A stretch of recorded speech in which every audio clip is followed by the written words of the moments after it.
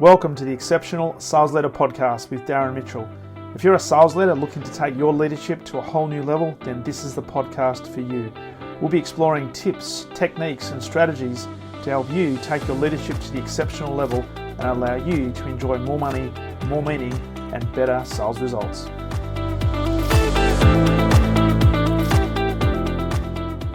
Welcome back to the Exceptional Sales Leader Podcast, and welcome to a man who is deep in the, I wouldn't say the wilderness, but in a very, very nice place in California by the name of Nevada City. Mr. James Hipkin, welcome to the podcast. Hey, Darren, I'm really happy to be here. Thank you for the opportunity to chat. Yeah, looking forward to this. And we've just been having a bit of a conversation before we press record and talking about how you can run a business anywhere in the world. And you've sort of once the children reached 20 plus, you've moved away from the Bay Area. Out you go. Out you go. You're on your own now. So in Australia, we call Don't that make mistakes. Call me if you need me, if you can find me. So we call this in Australia, you must have had a tree change. So sometimes people have a sea change, they go to the sea, but you've sort of moved away from the Bay Area and moved inland. That's right. We're close enough to town that the kids can come and visit, but we're not so close that they come all the time. Just enough distance, which is fantastic. So James, looking forward to this conversation. You've got a very extensive career in business, in marketing, having 40 plus years in big businesses. For the last 10 plus years, you've been running, is it two companies, Red8 Interactive, and then more recently Inn8ly? How does that sort of work? Red8 Interactive is the company, Inn8ly is a product. Right. So you're the managing director of both and the founder of Inn8ly. Yep. Yeah, it's Red8 Interactive. We build websites mostly for large corporations, usually as a subcontractor to a design agency that doesn't want to take on the technical side of these things. They just work with their client on the UX and the strategy and all those sorts of things. And then they partner with us to actually implement. Nice. As a result of that, of course, we have a great deal of knowledge and experience around this. And when I looked around at smaller businesses who couldn't really afford to work with us, when I looked at the god-awful websites they had, they really should have been working with us. So I created Inn8ly as a semi-custom solution that would, on a subscription model, that a smaller business owner can tap into our systems. We're completely vertically integrated. We own and manage our own servers right up through. I have a team of content specialists who actually do the maintenance work and a team of developers who can deal with anything on a code level. All of this was built for the corporations. So I've just repackaged that and created a semi-custom platform that a smaller business owner can get access to our knowledge and experience without necessarily having to pay for the full custom price. Nice. And we'll talk about the importance of, I guess, a digital presence in business and how we need to make sure that we are attractive, not only attractive for people to want to have a look at us, but also want to stick around and delve a little bit deeper in terms of what our offerings are and what services we can provide. Before we jump into that, love to get a bit of background because I know you've worked with big organizations over many years. Was it something you were born to do in terms of marketing, or how did it come about? And specifically, what led you then to create, I guess, Red8 Interactive? Okay, so I graduated from college with a music degree. And I know this will shock you, but corporate America is not knocking your door down when you have a music degree. So I spent the first 6 years out of college working in the rock and roll industry. Wow. Touring with major recording artists on the back end, not performing on stage, but road managing, stage managing, producer, all those sort of back room kinds of things. Yeah. And that was a fascinating experience. And I met a lot of really interesting people. I worked with a lot of bands that you'd recognize. Um, and it got to a point had just turned 30, had just completed a 6 month long project in Southern California. And I didn't really want to keep doing this. Mm. And I remembered a conversation that I'd had with the lead singer and bass player with a heavy metal band that you might be familiar with. Their band is Rush, Yep. and they were back in the 1980s vertically integrated. Now Taylor Swift is doing this now. They were doing it back in the Back 1980s. then. Yeah. They owned their own sound and lights. They owned their own trucks. They owned their own record company. They owned their publishing. Yeah. They were completely vertically integrated. And it was the conversation I had with the lead singer. His name was Geddy Lee. He was explaining all this to me, Yep. right? And we were talking about it. And I mean, it was a very bizarre conversation if you looked at it from the outside. Who are these two scruffy ragamuffins? you know, and but what he did, it opened my mind that, perhaps my music degree and my ability as a project manager and my ability to work with different kinds of people and get them to work together in concert, no pun intended, Yeah. I could apply in the business world. So I went about getting myself a job at 30 years old as a junior account executive at an advertising agency in Toronto. Nice. And that's what opened the door to my career in business, and gave me the exposure to all sorts of things. Now, fortunately, back in those days, they actually had the budget to train people. I didn't do that as much anymore. And so it was a great foundation on Yeah. top of on top of the school of hard knocks lessons that I'd received from 6 years being on the road with rock bands. And you look back and you think those 6 years probably were quite um, foundational in terms of teaching you some lessons. Oh, Um, yes. and then moving into a corporate environment. What were some of the lessons from the rock band? Because yeah, people probably think, oh, what a glamorous life that must be. Um, you work hard, but you probably play hard and get access to lots of things you see. And Well, one of the odd things is that perception is not necessarily reality. yeah, The bands that are successful, the bands that are in it for the long run, like Rush is still performing today. yeah, yeah, Um, another band I worked with was the Rolling Stones. I mean, right, they they're very serious. yeah, There's no fooling around. yeah, The wild parties and all that stuff that may happen when they're not on tour, yeah, but when they're on tour, they're all about business. yeah, yeah, yeah. But the other thing that really that served me well throughout my career, the show is ready to go at 8 o'clock. Yeah, There are no excuses. yeah, Now, the band may not go on stage at 8 o'clock, but the show is ready to go. yeah. And that discipline and respect for deadlines and the ability to, you can't do this by yourself. Mm, There are lots and lots of people involved in making absolutely. these things happen. And all of these things translate really well to the marketing world. The Mm, other thing that translates really well to the marketing world, to be a successful musician, and I was a performing musician all through high school and college, yeah, so I have that experience as well, classical music, but you have to have empathy.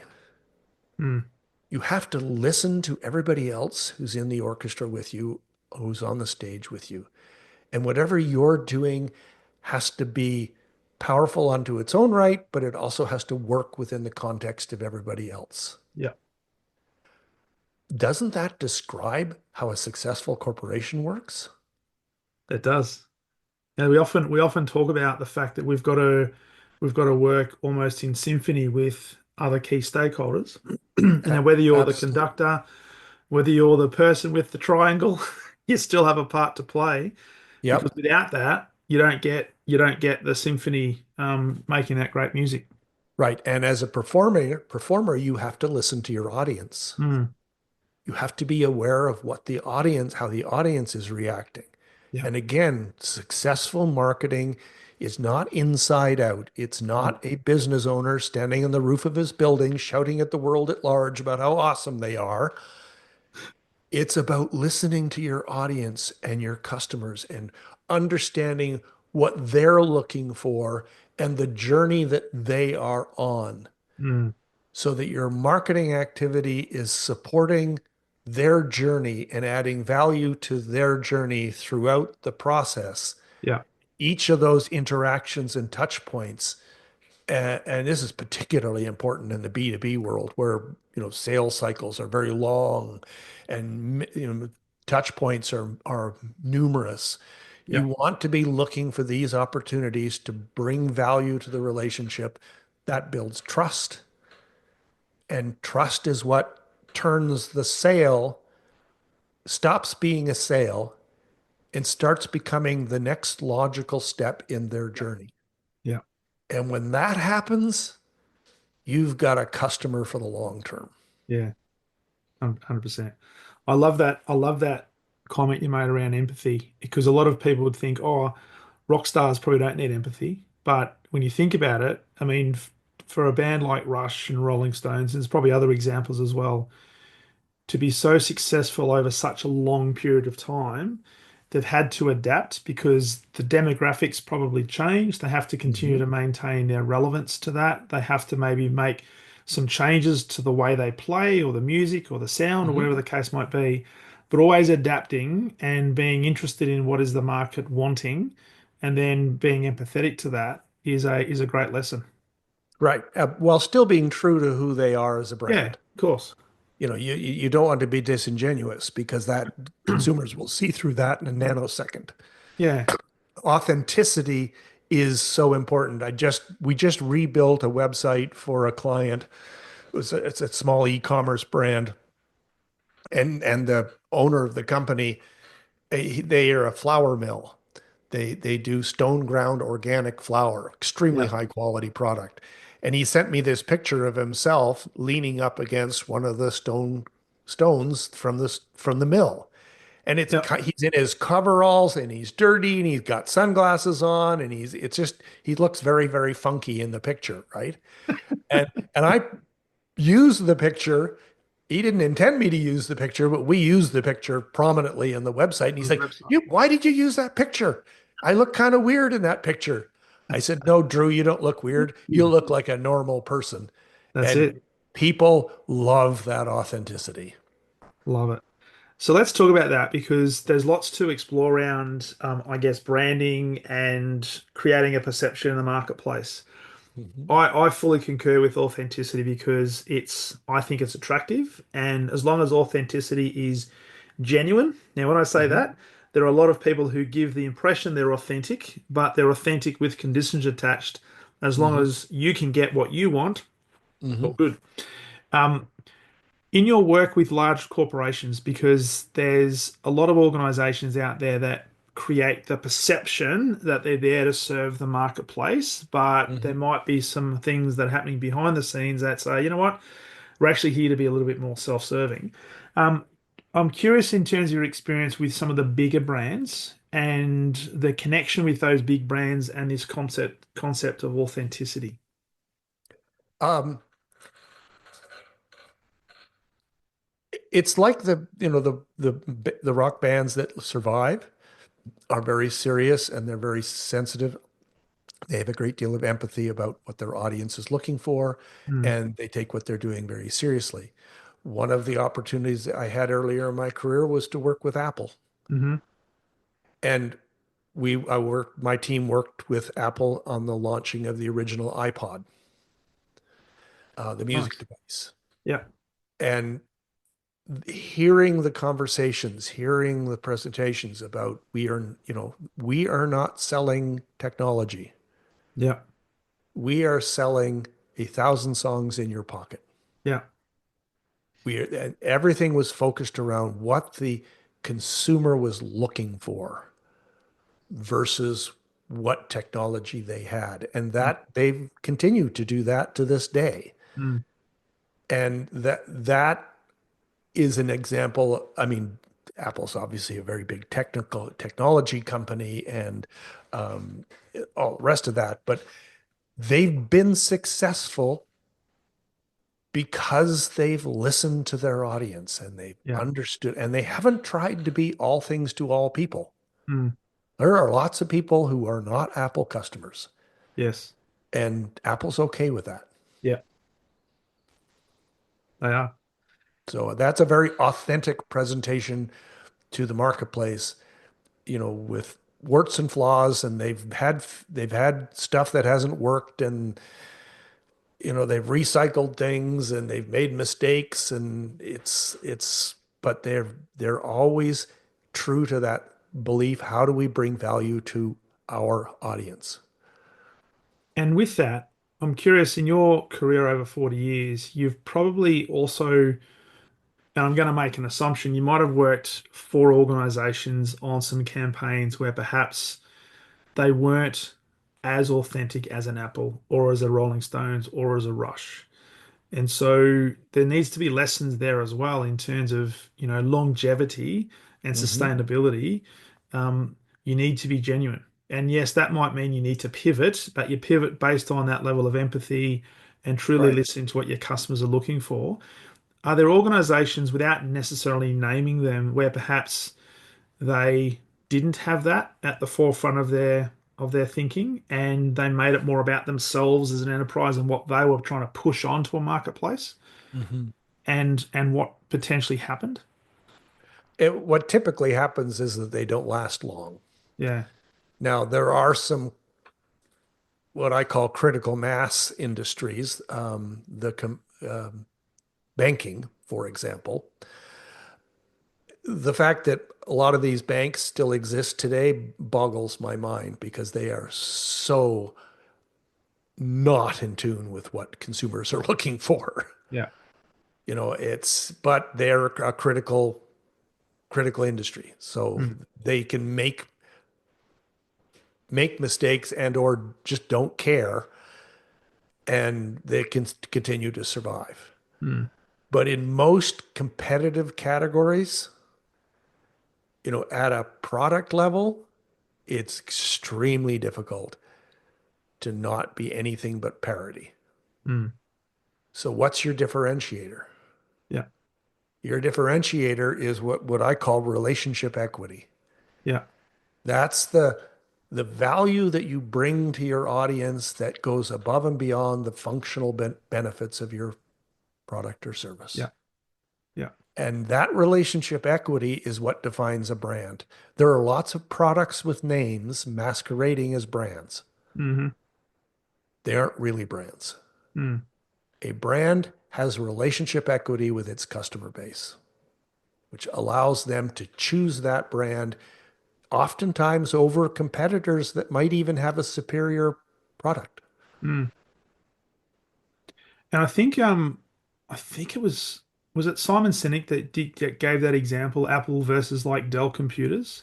And he Hmm. didn't necessarily delve into the intricacies of the technology, but let's just assume, I think the message was, at a technological level, the Dell computer back in the day was probably more advanced than the Apple computer. Hmm. But the way that Apple and Steve Jobs led the organization is probably what you're talking about. They led Yep, with relationship equity, and they made people feel affiliated with the brand and what it represented. But you also have to have a good product, right? So I'm not saying you can you have a do. crap product, yeah, No, you because can't you're have not a going to crap have, product.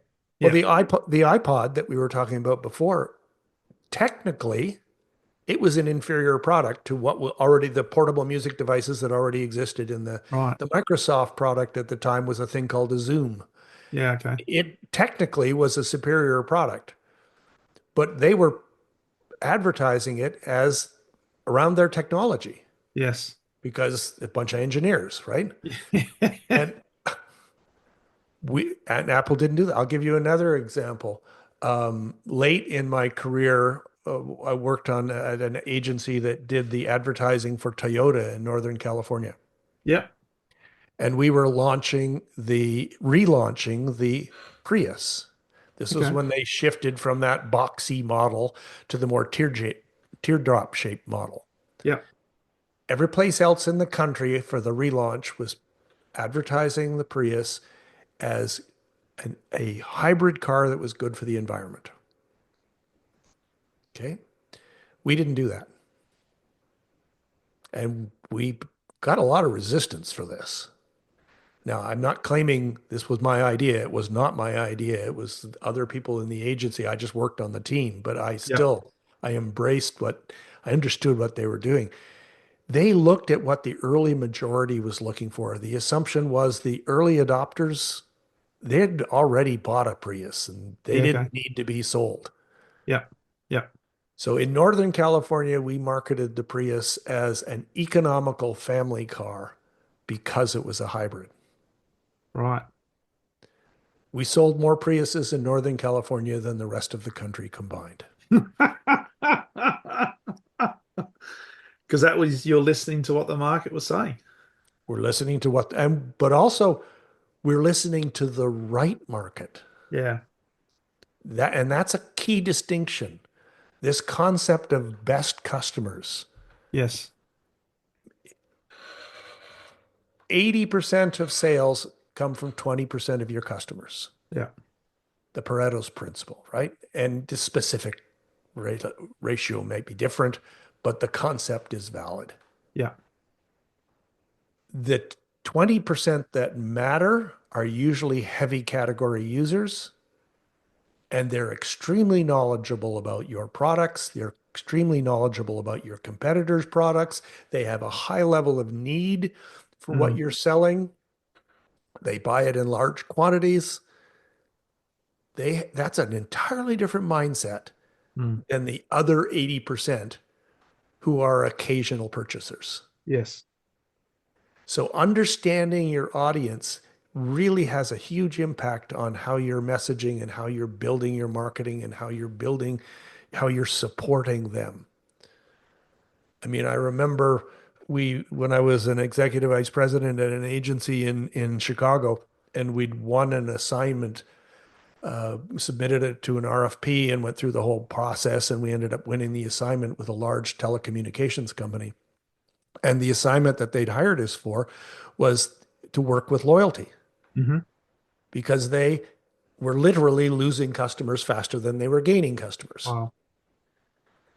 So we received the assignment and we got the briefing materials and we, gave it some thought and et cetera. And I was sitting down in the director of marketing's office. He eventually became the chief marketing officer of the corporation.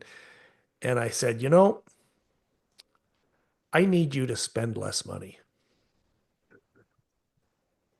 I tell you, Darren, he damn near fell off his chair. He's like, what? You're the first agency guy who's ever walked through my door who's told me I need to spend less money. And tell me what the thinking was behind that. What was the purpose of that? It's that 80-20 thing. He was spending money indiscriminately across his entire customer base to try to generate loyalty. Got it. So he wasn't getting the right message to the people who really mattered, and the message he was getting to the majority of people they didn't care about Mm. because it wasn't that important to them. Yeah. So I So, said, we need to understand who your best customers are. We need to streamline the budget. Stop marketing to the people who don't care, and mm, let's focus the marketing on the people who actually do care. yeah. And they accepted our recommendation, and it took about a year to put the program together. A lot of testing, a lot of research. We had to do a lot of work with the data to understand who those customers were. We sponsored some research studies into what the drivers were around loyalty and that sort of thing. And We put the program in at the end of the second year. I sat down with him and I said, "So how are we doing?" Yeah. And he said, "Okay, it's a $2 billion base of business and we've generated 20% growth. There you go. We have not changed our market share." Nice. So same market share, but you've grown your business, which means you've become more relevant to the customers who matter. That's right. And he's spending less money to do it than he was Yeah. spending before. Which is when you think about it, it's common sense, but Hmm. I guess in big business, it's like, hey, we just have to get the message out there and let's throw as much mud on the wall as we possibly can because we know that some of it's going to stick. Right. Versus if we take a step back and really start to understand, well, who is it? How do we describe our ideal perfect customer? What do they look like? What do they drive? Where do they live? What's their demographics in terms of kids, etc., etc.? And how do we start to tailor to talk to that particular person? Knowing that there may be some that our messaging will now no longer resonate with, but like Apple, that's okay because we're just going to Yeah, talk to the people that love us. that's right. Well, and that where, we've got potential to grow their business, Mm, right? And because we're adding value, because the value that we're presenting to them is actually relevant to them. yeah, yeah. So it was a combination of, when you think about a loyal customer brings value to the business in five different ways, right? The longer they're with you, the higher the return on investment from the original cost of acquisition. Yeah. The longer they're with you, the more they understand how the products and services work, the less expensive they are to support. Hmm. The longer they're with you, the more likely they are to value what you're doing and pay full price. Yeah. The longer they're with you, the more likely they are to value what you're doing and they'll buy more products and services from you. Yeah. And the longer they're with you, the more they value what the relationship, they're more likely to advocate for you with their friends and neighbors. That's it. So that's five different ways that a loyal customer brings value to a business. Which means that as the business, you don't have to spend new money to try Right. to buy the loyalty of that customer. You just got to think about what is the customer looking for? What are their pain points? How do I service them in the most effective way? That's based on the language they like, not the language we Yes. like, Right. and the rest. But it does take time, and that's the thing, right? So, Well, and it's what I'm describing, and you raised an interesting point about businesses will often, because they have the money, they just throw the money at the yeah, problem. yeah, And this is one of those things. When I audit websites, when I audit digital marketing programs, the most common problem I see is an absence of strategy. hmm, What I just described in that little case study is the application of strategy. yeah, And if you're just throwing tactics at the wall to see what yeah, sticks, that's what it doesn't matter how big you are or how small you are. If that's what you're doing, it's not going to be very successful. that's it, that's it. So, with that strategy, the application of strategy, can you just talk about your experience around time? Because I'm sensing that for an organization that is in for the long haul, they Hmm. wouldn't be as laser focused on the short term targets and metrics as they would be on long term loyalty because over the lifetime value of a customer, it'll be a lot more profitable anyway. Hmm. Um, I guess the balance between getting the short-term results, which a lot of people are measured on, versus the long-term play, the long-term strategy that will ultimately deliver sustainable success around profitability and market share. Right. The When you truly understand your customer avatar and you've mapped the buyer's journey, the things that you can learn from your existing customers become applicable to your sales and marketing activities to trying to attract new customers. Yeah. Because the messaging is no longer random. Mm, It's built on a foundation. The messaging, one of the fundamental principles of marketing is it is as important to repel the wrong people as it is to attract the right people. yes. right? Yep. When you craft your marketing as a result of a thorough understanding of your customer avatar and not just your general customer, your best customer, and you understand the journey. Another principle, the all the marketing in the world, the best marketing in the world is not going to change a customer's need state. Yeah. If they don't need what you're selling, doesn't matter how good or bad your marketing is, they're not going to see it. No, It's just going to become part of the noise. that's it. But when something happens in their life that causes them to reconsider and to think about, right? You want to be there. Mm, And you want to be there in that top of funnel messaging with messaging that they can relate to where they are in their journey. yeah. I'll give it, everybody goes through this process. Is it B2B, B2C? Doesn't everybody goes through this process? It can happen in seconds, or it can take months. I mean, if you imagine you're in the grocery store and you've got Yeah. your cart and you're going down the end aisle, and out of the corner of the eye you see it's a cereal aisle, and that jogs your memory. Right, we're out of cereal. It's not on the list, but we're out of cereal. So left turn down the cereal aisle, and you're faced with a massive display of dozens and dozens and dozens of different cereal options. Yeah. So now you've moved in from awareness, you're aware of the problem, now you're going into consideration.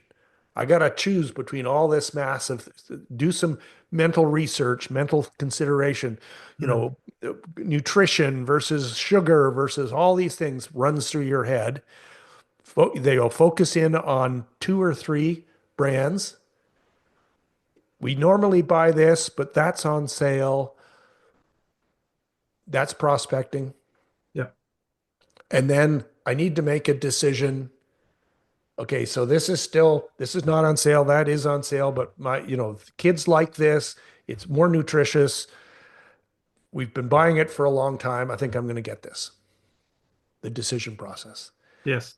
That funnel happens all the time. Yeah. I could make this exact same story around somebody in a B2B trying to buy new machinery for their factory, 100%. right? 100%. Yeah.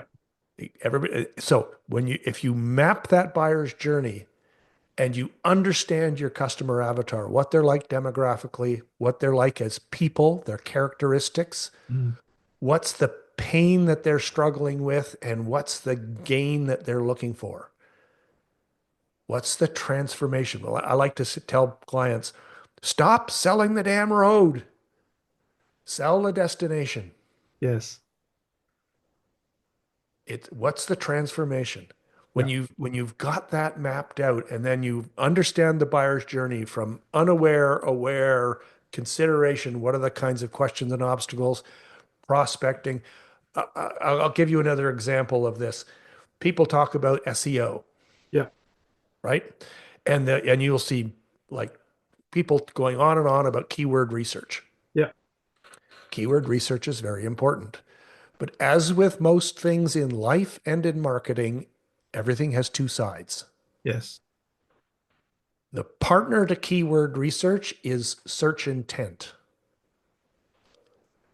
And when you look at search intent, the way Google defines it, it follows the same path. You've got informational keyword search intent. Hmm. That's mid funnel stuff. Yeah. You've got commercial keyword intent. That's lower funnel stuff. And then you've got transactional keyword intent. That's bottom of funnel stuff. Hmm. So that SEO model is another presentation of the exact same thing that I'm talking about. Yeah.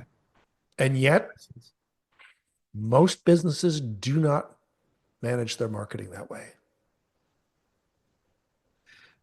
So the other question with all of that, and particularly relevant to, I guess, the bigger organizations who would have some form of selling function as well, Hmm. is the integration and I guess the synergy or otherwise of the message going out to the marketplace to build that awareness to hopefully get the interest so that you're top of mind when they enter into a buying cycle and get close to making a decision, and the methodology or the approach from a selling perspective. Right. So I've spoken to a lot of people, and my own experience is there's often this disconnect between the marketing message and the sales message. Now, you Mhm. gave me, before we press record, you gave me a sentence that talked about a flawed sales process. Is this where this comes into it? This is exactly where this comes from. That telco that I was talking to you about before, we sponsored a research study, and the researcher in his preamble said a sentence that really, really informed so much of my work since then. Don't remember anything about the research output. It was useful, but I mean, it was useful in a tactical way. But Yeah, what he said in his preamble, this is a guy who specialized in loyalty research. He said, in his experience, having done research studies for big companies, little companies, all kinds of different sectors, B2C, B2B, that's what he did. yeah. He said 90% of loyalty problems can be traced to a flawed sales process. Wow. When you have your marketing and your sales working together like a bow tie, you've got the marketing funnel coming in, the purchase decision is the knot, and then the sales funnel happens after that. Mm, And it's all built on the same strategic foundation. Who's the customer? Who's the best customer? What's mm, their journey? yeah. So that your ultimate goal is that the purchase isn't a sale. The purchase is the next logical step in their journey. Yeah. When that happens, you've got a customer who's going to be much more open to subsequent messaging, to subsequent offers, to subsequent sales. And Well, that's where bringing the marketing and the sales pieces together on a strategic foundation that's common is a differentiator. mm. And I often say to sales teams when I'm training them, excuse me, and to leaders that think about this, that your sale really doesn't begin until after the sale is made. Mhm. And the point behind that is just as you described, it's just another step in the hopefully the lifetime cycle of this buyer, and they'll be hopefully making many purchases Mhm. because you've built loyalty because you're adding value. Because it's not Right. about your product, not about what you can get from them, it's the value you can add to them, and the recompense for that is you'll get rewarded. Absolutely. I mean, the think about it, and I had the opportunity earlier in my career when I was particularly in the automotive sector where we had budget to work with. I called it the interest curve, and it looks like a bell curve. When they're not in the market, they're way out on the left-hand side. It's flat. There's nothing you can do to stimulate them. But when they Yeah, get into the market, they get further into the process, their interest goes up the yeah, side of the bell curve. The purchase isn't at the other end of the bell curve. The purchase is at the middle of the bell curve. mm, And that period of time immediately after purchase yeah, is so important because that's the time when they want to know, okay, was this a good decision? yes, Do you value me as a customer? Is this a one-off thing or is there potential here? mm, Is there, you know, did anything happen in the transaction that surprised me, that delighted me, that brought value to the proposition that went beyond the functional and transactional benefits of whatever it was that I bought? yeah, All of those things that happen on the right-hand side of the bell curve, that's all sales function. mm, That's building relationship. That's looking because the most important sale is not the first sale. It's the second sale. correct, And correct. because man, but it doesn't happen. It's not magic. You got to work for it. Yeah. You need to have a plan. And that's why often you see any organization, they, and this is my perception, so it may not be a reality, but my perception is a lot of organizations spend a lot of their marketing dollars on attraction of new customers Hmm. as distinct from necessarily spending as much time and effort on loyalty programs where you've got an existing customer who has obviously gone through that bell curve, has been interested, has been committed, but perhaps the experience post sale has not, the expectations have not been met with what they thought, and therefore loyalty starts to go down. So, what are you doing as an organization to keep me engaged? Right, exactly. I mean, the psychology that is at play here is a thing called the attribution theory. Hmm. If if you run across somebody in a bar or a shopping center or wherever it might be, a traffic situation, and they do something really stupid, you attribute that to, they're an idiot, right? Yes. Now, you're at a wedding reception and you're surrounded by your friends and people you've known for years, and one of the groomsmen has too much to drink or says something wrong or whatever, right? People Yeah. will walk up, they'll put their arm around them, they'll steer them away, they'll get them out of trouble. The attribution here is he's having a bad day. Yeah. When a customer has a relationship with a business, they will be forgiving Mm. if you're willing to step up. Yeah. Yeah. So, if all you do is it's just another widget through the door, and then you're back to square one and you're competing just like before, and there's no attribution of value there at all. Yeah. You're just another voice in the wilderness. Yeah. Yeah. And that comes back to what you said before around, well, two things. One is the responsibility, and the second one is empathy, right? And it Hmm. has to be Hmm. because you'll be tested. You'll be Hmm. tested as an organization, you'll be tested as an individual.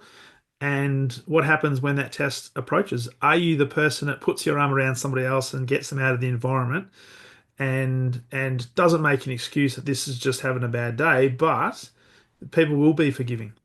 Yeah. And if you have a plan, Mm, if this isn't reactive, if you're not reacting constantly, but you're being proactive, you're proactively reaching out, you've got a plan. This doesn't have to be hyper personalized. no. Good customers expect to be rewarded. It's one of Mm, the 5 relationship marketing principles. Note what I said though. I said rewarded. I didn't say bribed, yes. right? Yes. They know that they're a good customer. Yeah. Acknowledge them. Mm, Give them some special value. I mean, surprise them. I mean, when they least expect it. we're doing a program right now. I mean, it can be simple stuff. Mm. With a e-commerce client who does stone ground flour, and we've ordered a whole bunch of, you know what a pastry scraper is? If you're not a cook, you won't know what this is, but it's a I eat device. the pastry. I don't make It's it. it's for they're scraping the tops of surfaces and that sort of thing. If you've got a Oh, pastry, okay. you use it all the time for all kinds of different purposes, right? If you're Yeah. a serious Yeah. cook at home. So, but we can get monogrammed plastic pastry scrapers, which are perfectly serviceable for, pennies. Yeah. We ordered a whole bunch of them, and now our client is putting scrapers, not talking about it, not saying anything to anybody about it. He's just putting them in the boxes. There you go. And it's such a little gesture, but it means a lot to a consumer because it's highly relevant to who they are and what they're looking for. Well, they do say that technology sometimes is very unpredictable, and they say to entertainers, and maybe James, you found this with the rock bands. Try not to work with animals or children because they're unpredictable. I reckon technology's the same. No worries. It's all good. So for those who are listening, there's a little glitch there. My Mac completely shut itself down for no particular reason, and but now we're back. We're back. Now, James, you were talking about the scrapers, how they were branded, and it cost not much money, and they were just placed in boxes for their customers. What Right. impact did that have? Well, it had a significant impact. We had a lot, amazing amount of positive feedback from folks, and because it's a small thing, but it's a acknowledgement that they've just invested in your product and you've given them a little something extra. And it's not that it's just some random tchotchke.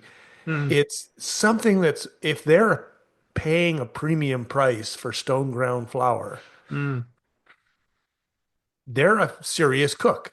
yeah, And pastry scrapers are the sort of thing that serious cooks, I have two of them.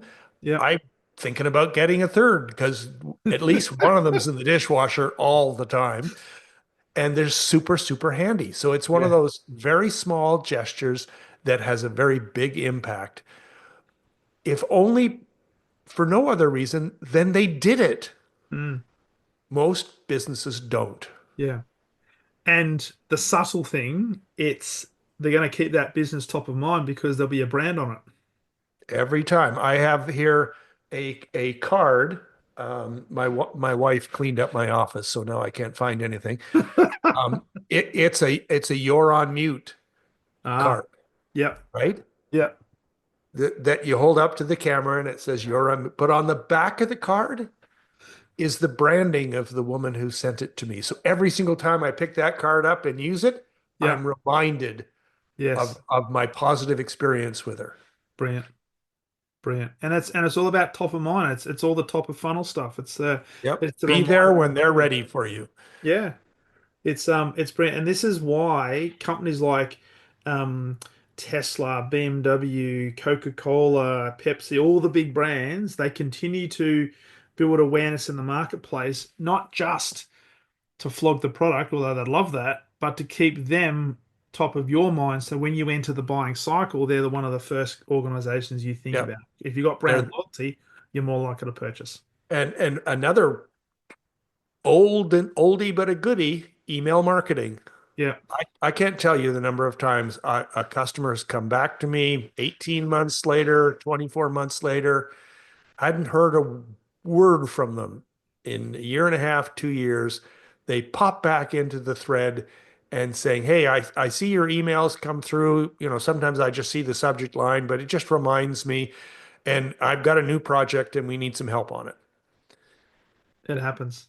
And that's the thing about email marketing. It's a great way to stay top because no, they're not going to open every single email that you send.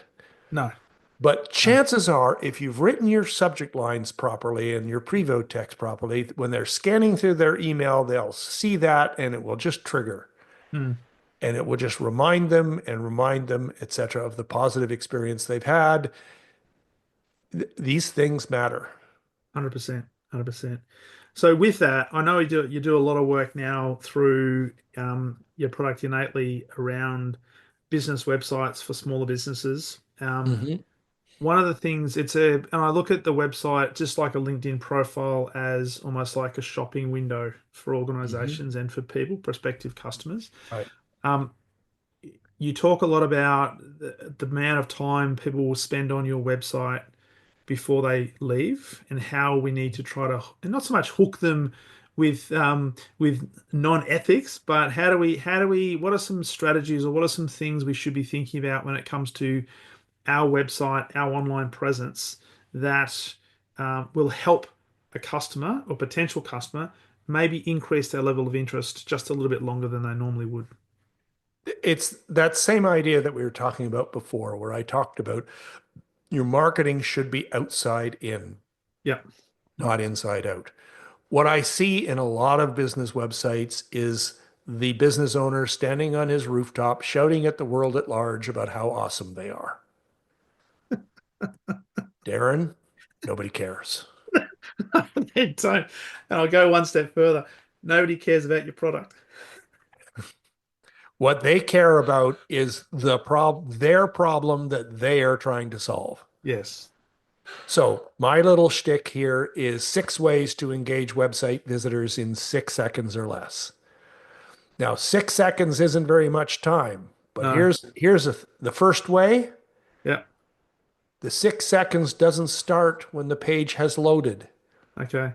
It starts when the page is asked for. Ah. So if your page is taking 4.5 seconds to load, you've See just ya. used up more than half of your allotted window. Yeah. Okay. The second way is they are on their journey. They want to know when they arrive at your website, are they in the right place? Mm. If they're looking for Darren Mitchell Yeah. because they've heard about Darren Mitchell from their friend, Mm. and they get to a website that's got some exotic logo and a company name that they've never heard of, suddenly they're thinking about, am I in the right place? I was Yes. looking for Darren Mitchell, you know? Mm. And you don't want them thinking about those things. Mm. So your branding needs to be consistent. Your messaging needs to be same fonts, colors, tone of voice, presence. If you're marketing yourself using your name, for God's sakes, get your name onto the website. Yeah. You know, you can have a logo up there if you want and the rest of it, but recognize that your prospective customer is on their journey and looking for the information that they have. Yeah. So the second thing is answer that question instantly. You are in the right place. Replace. Yeah. The third thing is give them a benefit oriented reason to stay. Don't beat them about the head with your solution. Communicate to them that you recognize their problem. Mm-hmm. There's a very well known and well used copywriting framework called PASS. Mm-hmm. And that's an acronym for problem, agitate the problem, solve the problem. Yeah. It's well known and well used because it works, Yes. but most websites don't do it. Because it's all outside in. It's all inside out. Inside out. Yeah. Yep. It's like we've been in business for 50 years. We have 15 partners. Who cares? Can you solve my problem? No. See ya. So the next thing is you've engaged them by acknowledging their problem. You've given them a benefit oriented reason to stay. The next step in their journey is, why should I believe you? Mm. Give them a reason to believe. Now, what I often see with websites is stuck down at the bottom of the homepage is a carousel with 5 or 6 testimonials buried behind a slider Yeah. because everybody's been told you need testimonials on your website. Yes. Nobody cares. Nobody gets there. Nobody looks at that. Nobody wants to slide through all of that. They go too fast. You can't read them. One powerful testimonial, loud and proud, high up on the page, is all you need. Give them something. Give them a Mm-hmm. reason to believe. It can be what I call a creds bar. Mm-hmm. Immediately below the hero section, there'll be a bar with 4 or 5 logos of major corporations that you work with. Yeah. You know, I have a client who's a consultant and he coaches C-suite level folks with major corporations. One of his clients is Apple. Mm-hmm. He has the Apple logo on his website. Yeah. Do you know how hard it is to get permission to put Apple's logo on your website?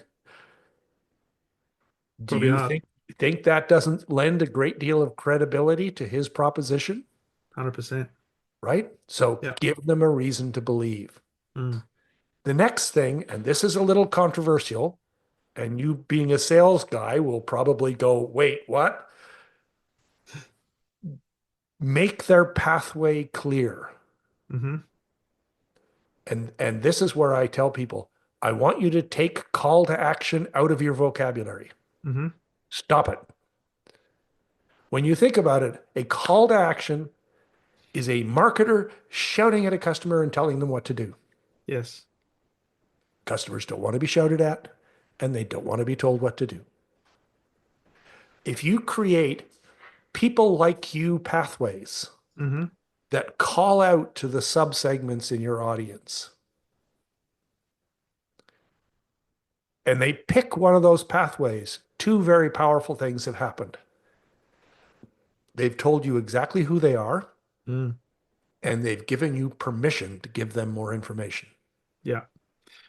Because And they've because you taken, know who they are, and because you've got that permission, you can now present your sales proposition because you know who you're talking to. yeah. Now, you may be saying the same things on each landing page for each pathway Mm. from a functional point of view. It's the same products and services, but how you talk about them is going to be different because you Yeah. know who you're talking to, 100%. right? So make their pathway clear. Yeah. And then make the content easy to consume. Yeah. Lots of white space. People are in Western cultures, they scan from the left-hand side to the right-hand side, typically on a website. And I've seen the eye tracking studies. They'll scan from the upper left-hand corner to the lower right-hand corner. Don't put your call to action in the lower left-hand corner. Because I won't see it. No one sees it. Make the content easy to consume. If you've got the budget to do photography, when we do photography for e-commerce sites, for example, Yeah. we don't have the models looking out. We have the model looking over or looking Yeah. down or looking Yeah. up because people want to look where the person in the image is looking. Yes. And now that I've told you this, you'll start seeing this on high quality e-commerce sites all over the place. Yeah. You'll see it in print ads. When an art director is crafting a print ad, they'll have the model carefully looking at where the headline is going to be. Yeah. And because of that, you're likely to look where they're looking, and that's where the information is going to be impactful. That's right. Yeah. And the thing is, why does stock photography look cheesy? Well, for lots of reasons, but one of the reasons is that the photographers who are creating the stock photography are trying to sell the stock photography. So they compose the pictures so that the models are looking out at the person who's buying the picture Yes. because that works in that context, Yes. Not in but it marketing. doesn't work on a website, No. Love it. right? So What's the those are tip the out? 6 ways to engage website visitors in 6 seconds or less. Make sure the page loads quickly. Make sure they know they're in the right place. Give them a benefit-oriented reason to stay. Make their pathway clear. Give them reasons to believe, and make the content easy to consume. Love it. Now, you do all that, you've got a high probability of capturing a person's interest, and then you can Right. start to build that authentic relationship with them. Right. Yeah, because you're not interrupting their journey. Mm. You're supporting their journey with the information that they are looking for. A good tangible example of this, I'll ask a business owner, what's the primary objective of your website? Mm. And usually they'll give me a litany of things that they want the website to do, and we'll have a conversation about the definition of the word primary. Hmm. There can only be one. Yeah, that's only one. And typically they'll come to the conclusion it's conversion. Yeah, That's almost always wrong. yeah. The primary objective of the website is not conversion, it's confirmation. They're there to confirm that you understand their problem and that you are a valid choice for them in what it is that they're trying to solve before they'll take the next step. Mm. Conversion is absolutely part of it. Yeah. But if you jump the gun and you get in there too fast Mm. and they show up looking for answers to questions and they get beat about the head with offers and calls to action. I mean, how how effectively does that work in the real world? Why do people do it on websites? Well, it's just like LinkedIn. You get a LinkedIn request, and sometimes in the connection request, there's a pitch that's all about Yeah, them and nothing about you. yeah, exactly. Exactly. Not good. Not good. Yeah. Brilliant. Pitch slap. Yeah, and all you feel is this commission breath. Like Yeah. there's this feeling of desperation that comes across. It's nah, Well, not going to do and you business. don't feel like you're valued by them in any way, shape, or form. No, You're just a statistic. You're just a that's it. number in a Just do the quota. numbers. Yeah. Absolutely. So James, albeit a interrupted mid conversation by the technology that was unpredictable. Um, really enjoyed this conversation, and you've given me a lot of. I'm going to have a look at my website now. Right up the photos. No, right, and there's a right setup. Um, This happens. it does. For people who are listening to this and like to connect with you and learn a bit more about what you do, where's the best place for them to do so? Well, you can go to innately.com. That's INN, like the inn, we take care of you, the number eight, ly.com, innately.com. But I love chatting with people. Yep. And because I learn so much when I hear about business owners' problems and the things they're wrestling with. So if somebody wants to book a virtual coffee with me, you can go to vipchatwithjames.com and grab 30 minutes on my calendar. I'd love to hear about your challenges and the things you're wrestling with and what you know, how your marketing is going and what's working and what's not working. Brilliant. Awesome. I'll put those on the show notes and encourage people to do that because it's been a fascinating conversation. Um, thank you. I know we've gone a little bit over time. You've got some other things to get to, so I'll let you do that. But I want to thank you for adding some great value and being a guest on the Exceptional Sales Leader podcast. So thank you, Hey, James. it's been my pleasure, Darren. Thank you for the opportunity. All the best.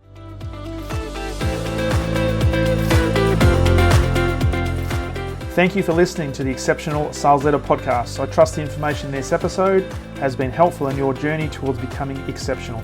And remember, please take the time to rate the show, subscribe to the show so other people can find it.